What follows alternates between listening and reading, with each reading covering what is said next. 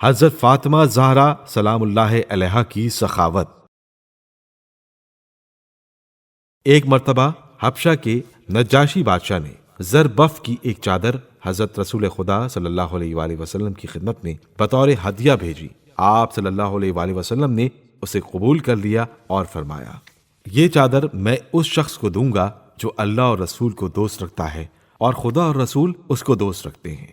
یہ سن کر بہت سے اصحاب کے دل میں یہ آرزو پیدا ہوئی کہ یہ چادر ہم کو مل جاتی، لیکن حضرت صلی اللہ علیہ وآلہ وسلم نے فرمایا، علی کہاں ہیں؟ آپ علیہ السلام اس وقت گھر میں تشریف رکھتے تھے۔ عمار یاسر دوڑ کر گئے اور حضرت علی علیہ السلام سے یہ واقعہ بیان کیا۔ جب وہ گھر سے چلنے لگے تو جناب سیدہ نے کہا، ہم اتنی بیش قیمت چادر لے کر کیا کریں گے؟ بہتر ہے کہ جس خدا نے ایسی بیش قیمت چیز عطا فرمائی ہے وہ ہم اسی خدا کی راہ میں صرف کر دیں۔ حضرت سیدہ عالم کی رائے سن کر جناب امیر المومنین علیہ السلام مسجد میں تشریف لائے۔ حضرت رسول خدا نے وہ چادر آپ علیہ السلام کو دے کر فرمایا کہ تم ہی اس چادر کے سب سے زیادہ مستحق ہو۔ حضرت علی علیہ السلام اس چادر کو لے کر مسجد سے باہر آئے اور اس کا ایک ایک تار جدا کر کے مہاجرین و انصار پر تقسیم فرما دیا اور اپنے لیے اس میں سے کچھ نہ رکھا۔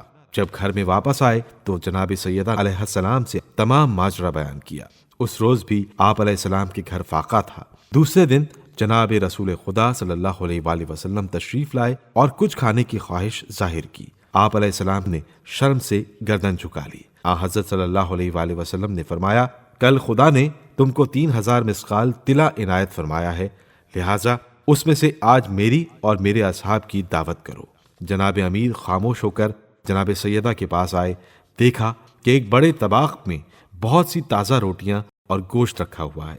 جناب سیدہ نے فرمایا، اے علی، اسے لے جاؤ اور تمام مہمانوں کو کھلاؤ۔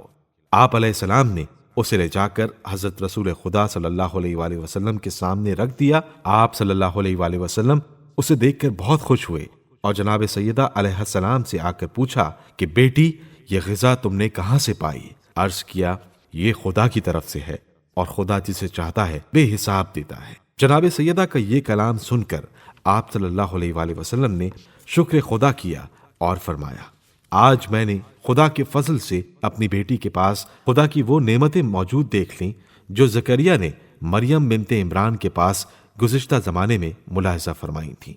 یہ کہہ کر آپ صلی اللہ علیہ وآلہ وسلم باہر تشریف لائے اور اپنے اصحاب کے ساتھ اس کھانے کو تناول فرمایا۔